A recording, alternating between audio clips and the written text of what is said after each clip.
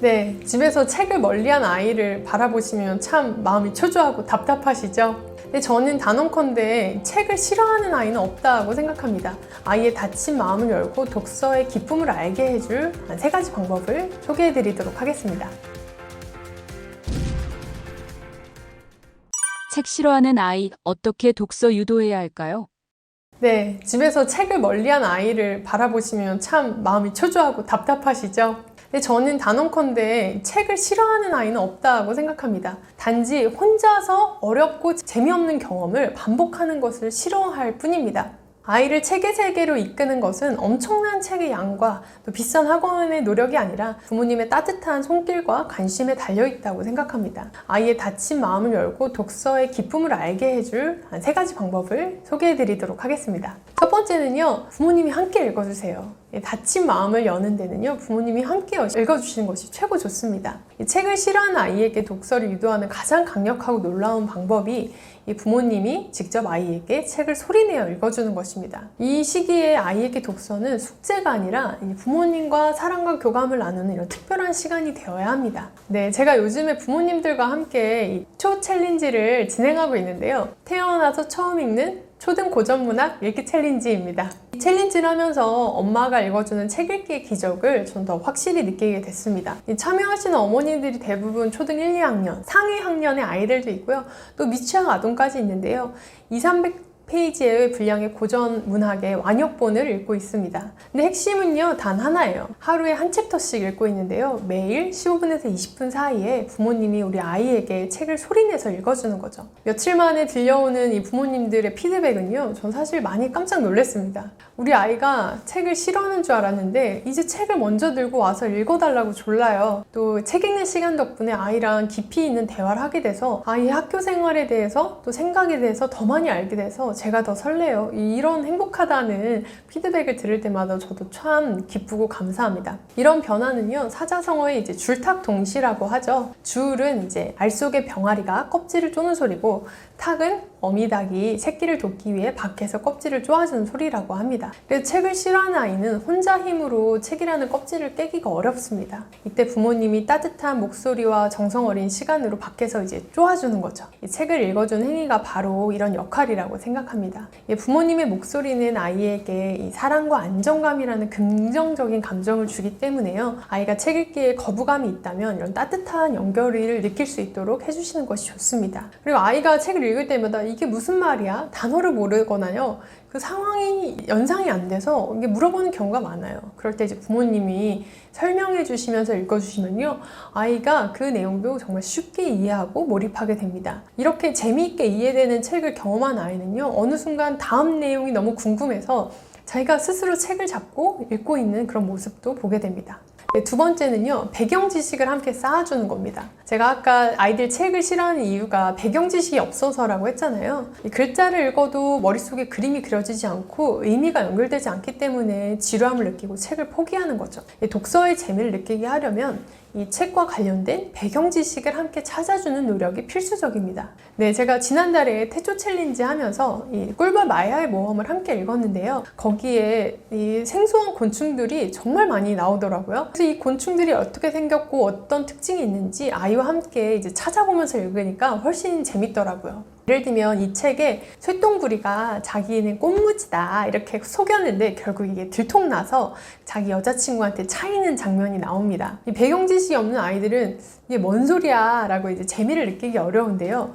부모님과 함께 이제 쇠똥구리랑 꽃무지를 찾아보는 거죠. 두 곤충을 찾아봤는데요, 두 곤충이 정말 비슷하게 생겼습니다. 얼핏 보면 비슷하지만 쇠똥구리는 사실은 똥을 굴리면서 살고 있고 꽃무지는 꽃에 묻혀서 사는 곤충이거든요. 이런 배경 지식을 아는 순간, 아, 똥 먹는 곤충이 꽃에 사는 척 속였다니 하면서 이제 깔깔 웃으면서 그 장면을 훨씬 더 깊이 있게 이해할 수 있게 되는 거죠. 그래서 이런 지적인 쾌감이 폭발하는 순간이 이런 독서를 통해 얻는 이런 지적인 쾌감을 느낄 수가 있습니다. 그래서 책을 읽다가 모르는 단어가 나오거나 또 모르는 동물이나 역사적 사실이 나오면요, 함께 인터넷이나 또 백과사전 또는 실제 자연 속에서 찾아보는 활동을 같이 해주세요. 그래서 제가 태초 챌린지 하면서 실제로 아이들이 책에서 본 곤충을 밖에 나가서 찾으면서 정말 즐거워해요, 이런 이야기를 많이 들었거든요.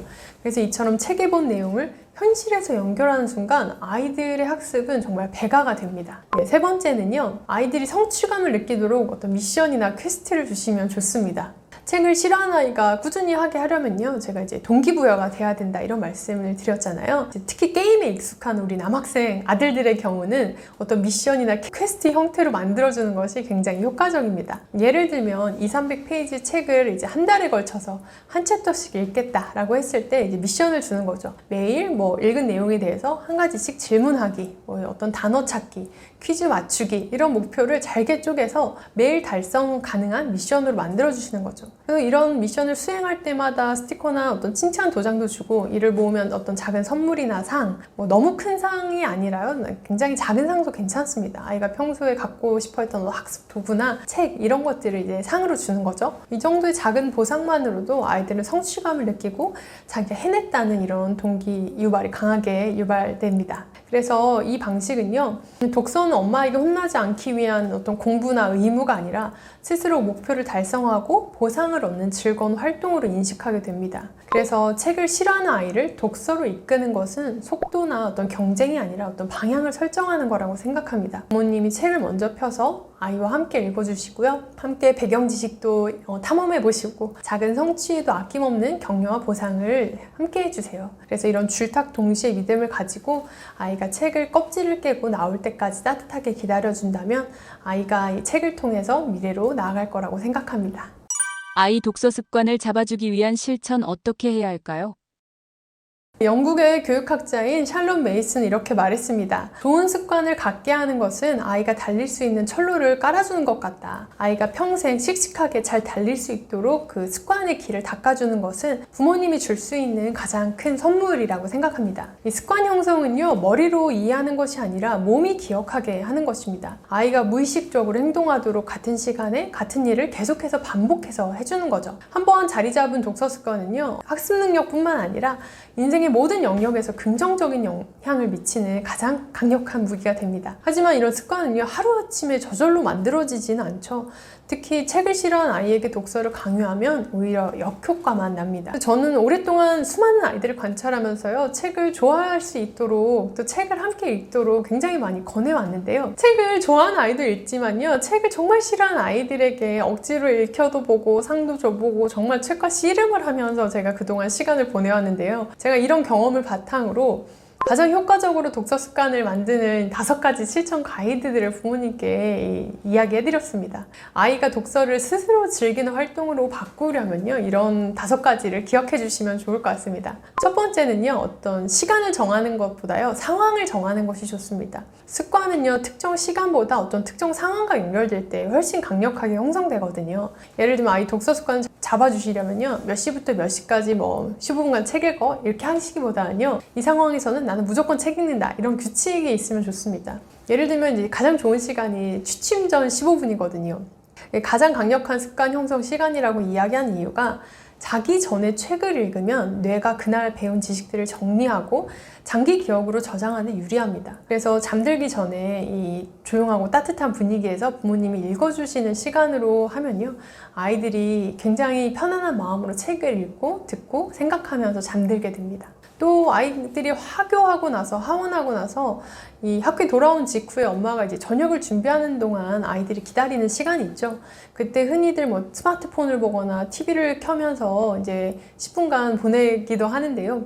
그때 이제 책을 펴는 활동을, 그런 시간을 갖도록 하는 거죠. 독서가 어떤 공부하는 시간이 아니라 짬날 때 쉬는 활동으로 인식되도록 그렇게 이제 만드는 것이 중요합니다. 네, 두 번째는요, 함께 읽기 시작하고 따뜻한 대화로 마무리하는 겁니다. 그래서 이런 감정적으로 선순환을 계속 만들어주는 것이 중요합니다. 책을 싫어하는 아이한테 혼자 책 읽도록 시키는 건요, 진짜 위험한 실수입니다. 아이는 이제 부모님과 함께 정서적 교감하거나 또는 이제 따뜻한 그런 경험들이 있을 때 사실 좋아하게 되는데요. 이렇게 부모님이 함께 읽어주실 때 가장 빠르고 안전한 습관 형성이 됩니다. 초등 저학년 또는 독서 습관이 없는 고학년이라고 하더라고요. 하루 15분 정도 부모님이 직접 소리내어 책을 읽어주시면요, 아이가 굉장히 책을 좋아하게 됩니다. 이 부모님의 목소리는 아이 뇌에 안정감과 사랑이라는 긍정적인 신호를 주기 때문에 책에 대한 거부감을 빠르게 낮춰줍니다. 책을 다 읽은 후에요, 부모님과 이렇게 이야기하는 시간을 갖잖아요. 너는 이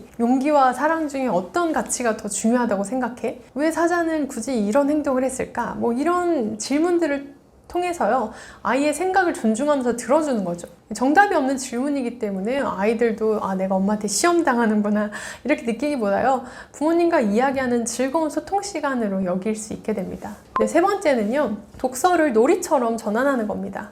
아이들이 책을 싫어하는 이유가 그 머릿속에 그림이 그려지지 않아서 재미없다라고 했잖아요.